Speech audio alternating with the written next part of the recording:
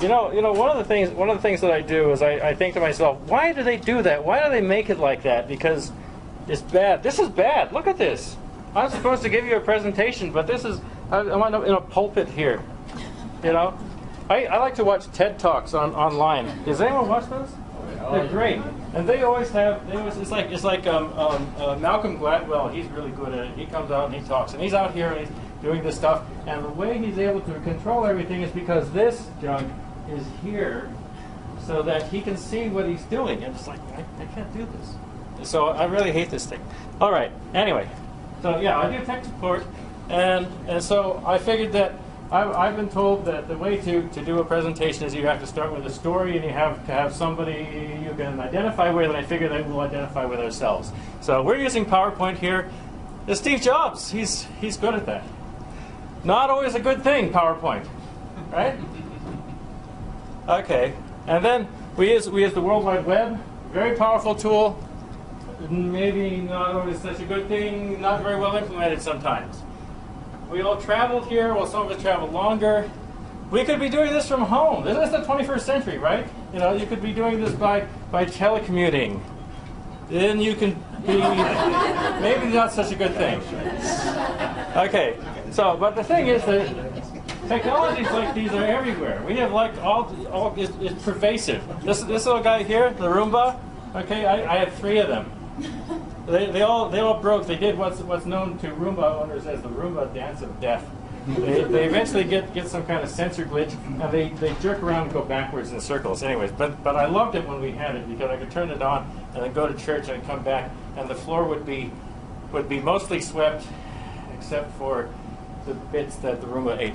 But anyways, but technology like this all over the place. It's very personal. Everybody carries stuff. It's very powerful. This thing here is crazy, I for the longest time I didn't have a computer that had much memory as these phones. Okay, technology can be very personal, like the GPS shoes. Maybe not such a good thing. So sometimes what you want is you would like your technologies to work. You'd like them to do just the thing that you want it to do, like this phone that you sometimes see in Sky Mall, right? This is the phone you buy for your parents or your grandparents. It's got 2 buttons, 3 buttons: operator, home, and 911. Okay. Yeah, there are days like that for me too. Okay, so since you're educators, you've all seen this, and doubtless you've heard this before. People will say, classrooms are the same as they were 100 years ago. 100 years ago, except the heating is centralized. But aside from that, they're the same, right? Somebody had this great idea that by now we'd have classrooms like this. Maybe we're not ready for this. You pour the books in, you crank them directly into people's heads. Okay, but we're not 100 years ago though. The classrooms are like this. This is a classroom. You've got the projector, like we got here. You've got the laptops. You got little kids with their iPads. Jeez. So we're teaching kids about technology. The teaching about technology means you have to adopt it. You have to be ahead of them on it. And so it's troublesome. It's troublesome to adopt technology. And we're in a transition period right now between the 20th and the 21st centuries, and so things are going to be a little weird. I'm going to show you a video if I can get that up. Now, come on. That's the one. Okay, let's see if I can make this work. Nope. Come on. I'm there. And, oh, there are the controls.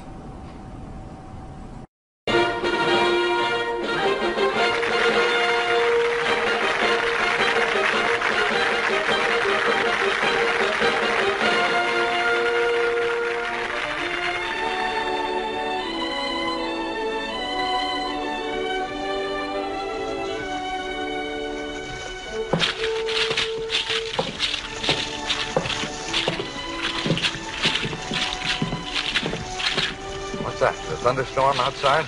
It's those pearls, Mr. Simpson.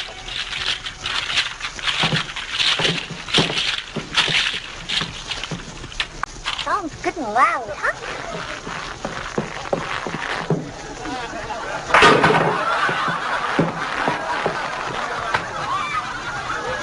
Oh, Pierre, you shouldn't put down. Danger. They will shoot.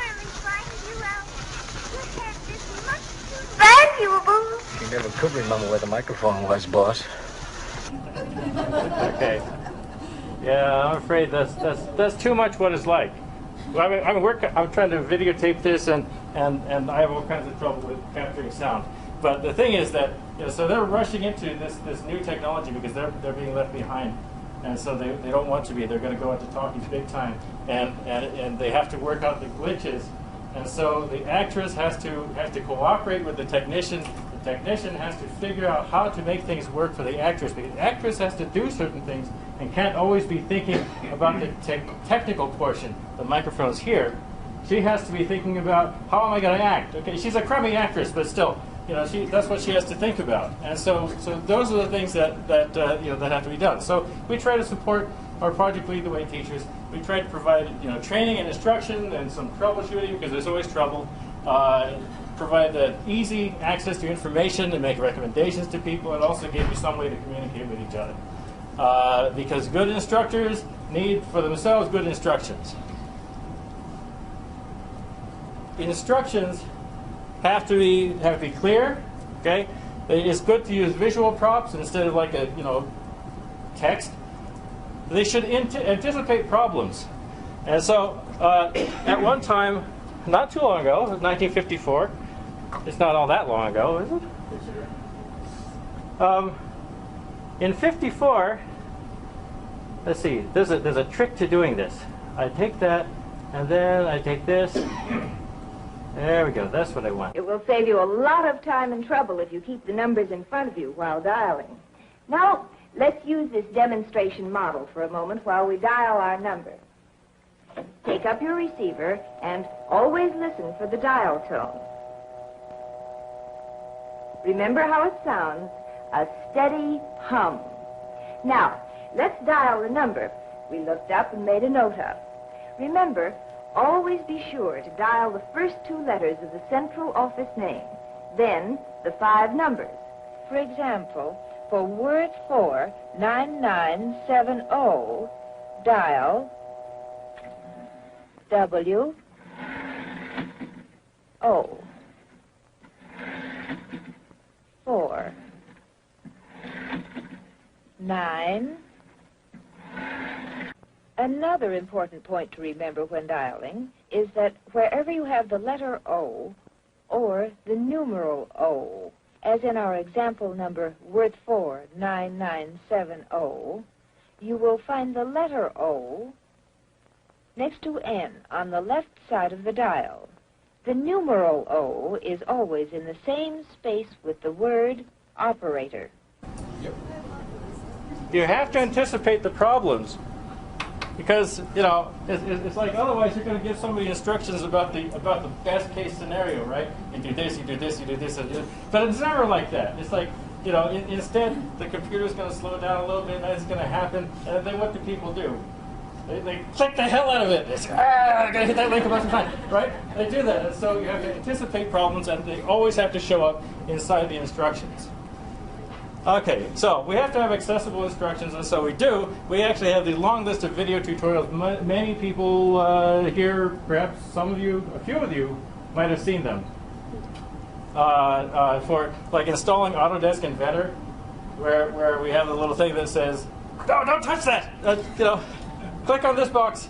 Don't click. Just click once. Or installing a webcam, or how to adjust the sound on the computer. We also have documents, because mainly because I hate talking to people on the phone about the same thing over and over again. So we have documents you can download, links to relevant things. In this case, we have a whole bunch of stuff on online education. Somebody smarter and more experienced than me knows about it, so I put the link there instead. Somebody needs to evaluate the tools. There are lots of different ways of doing things, and some of them are crap, and then there are others that are really good. The really good ones, some of them are expensive, and some of them are free, and almost as good. So, at one time we had to do live screencasts. We needed to see which one of these 4 things are free. Require a minimum amount of stuff for your computer. Like, you don't have to download things. You don't have to register. You don't need to have a bunch of plugins. that will actually show in real time when the instructor is taking an object in their AutoCAD Autodesk and rotating it. Then it should show that it's actually rotating around on the user screens, not one frame is like this and the next frame is 90 degrees. And so we have to go through and test all these things to see which ones will work. Which ones will work, and then which one of these will work when you have a dozen people watching at the same time. So we do evaluations like that and then say, this is where you get them. We have a bunch of links for software. I'm cheap. I like free software. I figured that nobody has a lot of budget for buying these things, and so free alternatives to expensive software. That's a big deal for me. The other one is portable non-admin software. Nobody has an admin account, and so you need to have something that's useful to you that you can just run it, and you don't have to break into the computer to do it, because you always have that stupid thing that comes up that says you don't have enough privileges to install this. Why does that come up after you've already gone through the motions? I don't know, right? You download it, you install it, it goes halfway through, and then it tells you? You should have told me before. We have very complex things that we do, a very complex program of curriculum, and so it needs a coherent package of tools to work with. For the core training, we set up a huge USB flash drive that had all the relevant software installers for core training, plus all the drivers, so that you wouldn't have to be on the network and then download all the drivers, right? Because it's going to say, do you want Windows Update to do this, and then it's going to chew away at it for an hour. So we have all the drivers there. Free, useful portable freeware that might be good, like the video editing software, stuff like that you can use. Also, scripted installers. So you double click on the one that says GTT, and then it's going to install all the GTT stuff at once. Mostly works. Okay.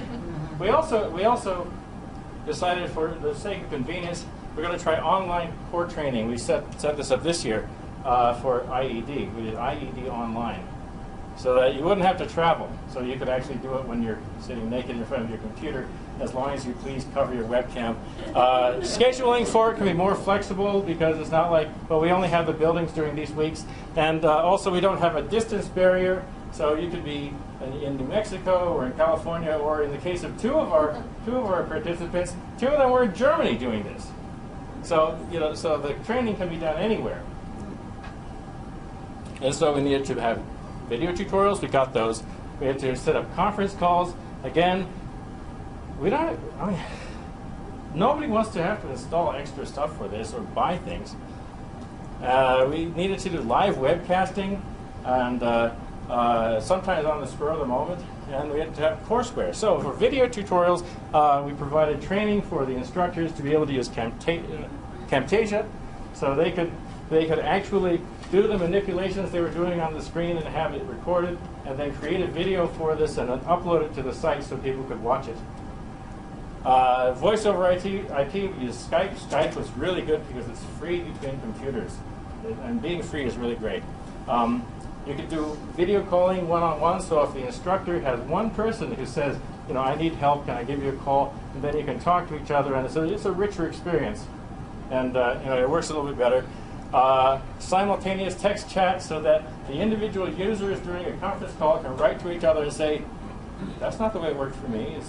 Is our instructor stupid? Does anybody else have the same problem?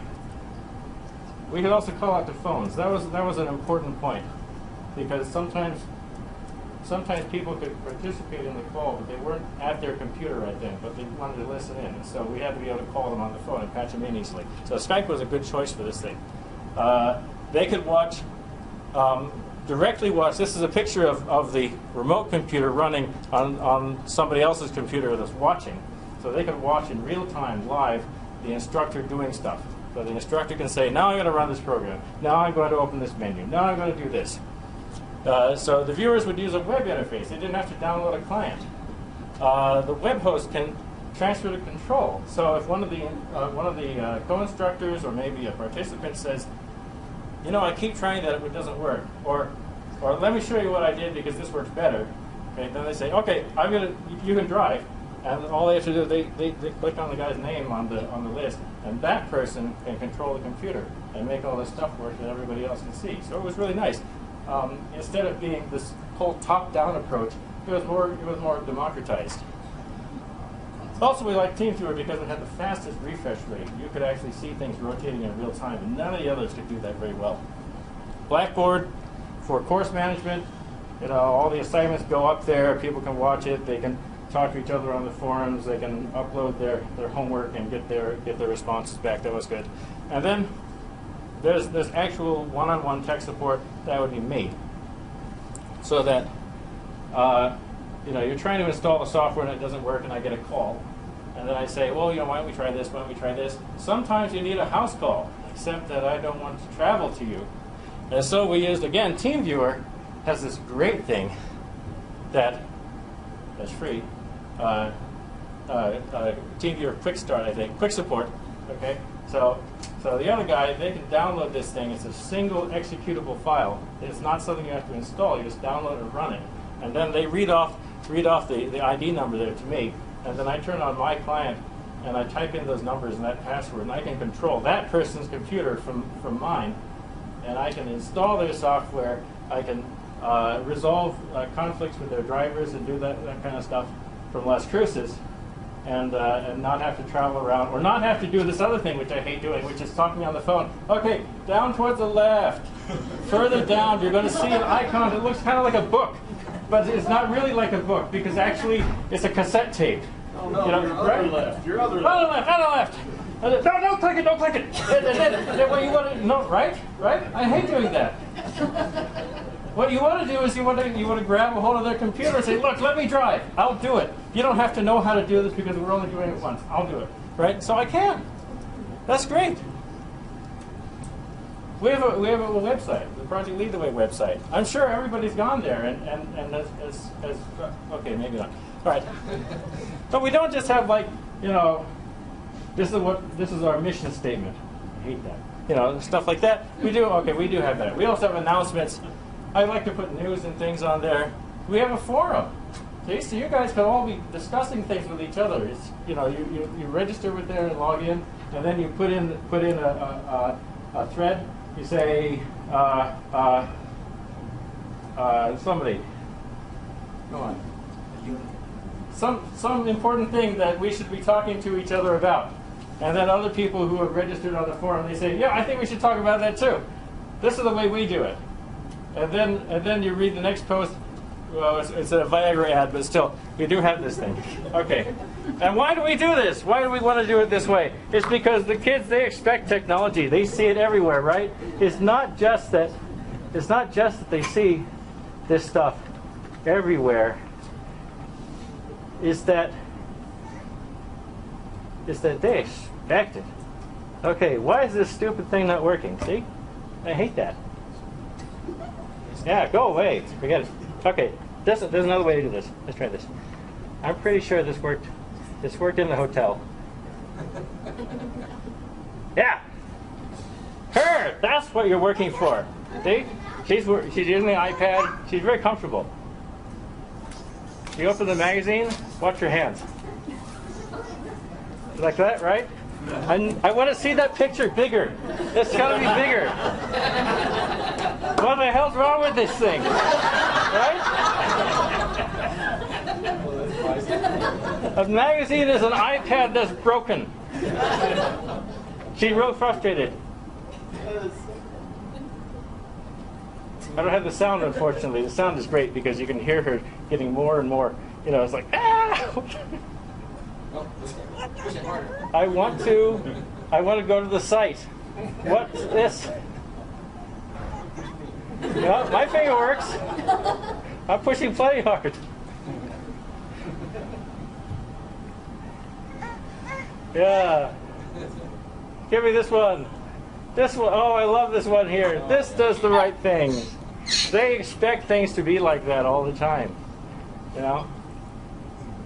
A magazine is an iPad that does not work. If you give them a magazine and they do that, right? It's like, they say, Where are you from? How old are you anyway? Giving me this thing, you know? Because they really expect that. It's pervasive.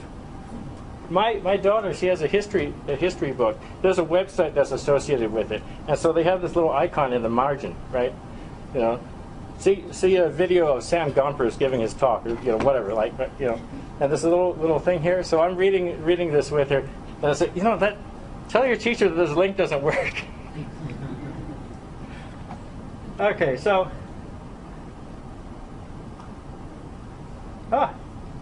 do any of these go? I thought I had that. I'm wrong. There we go. Okay, so this is our website. Hey, look at that. Is that great? We have a forum page. It's, did I hit that right? Come on. Oh, well. There we are. There. So, you can write in. Oh, look, I have, there are 5 posts there, and 3 of them are mine. So I would like you to get on that forum, because New Mexico is like, there's a whole lot of nothing between everything, right? I'm driving along and I'm thinking, if the GPS could drive this car, I could be napping right now, because there's nothing. Daniel, we're going. We're just not posting. Oh, come on! Don't feel alone. Write something. You expect me to write all this stuff? And if you go there, then you can read about the Girls Gadget Summer Camp. There's money in this, right? The Girls Summer Camp. This is in the New York Times. Or let's see now if I can just where is it? Here. This is very relevant. You guys were talking about this, right? The New York Times. Why science majors change their minds? It's because science is so darn hard. Science is hard. This is an article that came out November 7th. It wasn't too long ago, right? Where fun comes to die. That's the unofficial motto of the University of Chicago, where fun comes to die. They're in Project Lead the Way. They're having a great time, and then, just like you said, they go to NMSU, where fun comes to die. No longer are they making robots or doing things. They're involved in the math science death march. They have to take all this theoretical stuff for 2 or 3 years before they're allowed to touch anything again. Okay? This guy, David Goldberg, emeritus professor at UIUC, he said he coined this phrase, math science death march. I love that. Okay? He's trying to change curriculums, and he's actually UIUC has set up a site and an office, or I don't know what the hell you call it, for actually trying to figure out how to get away from that. Everybody else gets good grades. Projects keep students engaged. These are the things that are in the article. So you can go to that article. You hit this thing, you go to the article, and you can read it and be inspired as to why it is that when your students go to college, then they decide to go into finance. All right, am I done? Close. I'm going to show you one more thing, because this is I think important. This is neat. I love this. Google set up a science fair. Okay, I've told you some of you about this individually. This is the first Google International Science Fair. Okay, these guys. It's online, entirely online science fair. People from South Africa, from China, from Argentina, India, and the United States mostly. Okay. Entered this science fair, where instead of a cardboard poster, you make your exhibit on a Google site, right? You go to Google Sites, and then you create a website that describes your thing. And maybe you shoot some video or produce an animation, and then you put it up on YouTube and embed it on your site. And these science fair projects that they put on are evaluated by Nobel laureates. They had Kari Mullis give out the first prize, I think. He's like the inventor of the PCR. He's a famous guy. He's a jerk, I hear, but he's a famous guy. They're going to do one in 2012. Someday they're going to have something in here that says how you can sign up. When that happens, I'm going to have it on the front of the NMSU Project Lead the Way page. And so keep going there so you can see it. And then you'll be able to get your students and say, you have to enter the science fair. There's real money involved. You might be able to shake hands with somebody important. You can go to California. And and you don't have to travel. You don't have to travel halfway across the world, or some people literally halfway across the world, to go to the science fair. You can do it on the computer. It's wonderful. That's the way it's going to happen. We should be doing that. We should be setting up what the hell do you call it? A meeting of all the Project Lead the Way students presenting their capstone projects online, so that you don't have to have them all travel to Las Cruces, but instead they can set these things up. Daniel, set it up in Second Life. Second Life. Oh, I hate that. Second Life. What? Oh, I can fly! We don't want to do it in Second Life. What? You've never read about that? Okay.